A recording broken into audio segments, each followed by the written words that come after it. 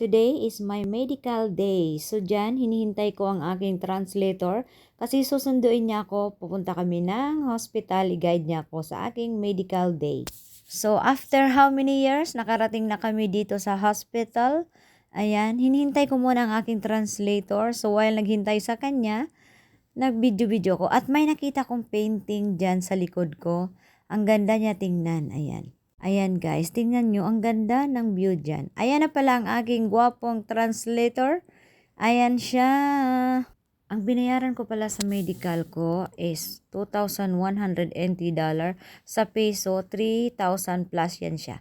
At ito na nga ang aking pinakahihintay. Sa tuwing magmimedical ako, hindi ako makatae. Kaya tinusok ang kwet para makatae. At ayan na nga, succeed na siya. At ito na nga, dugo.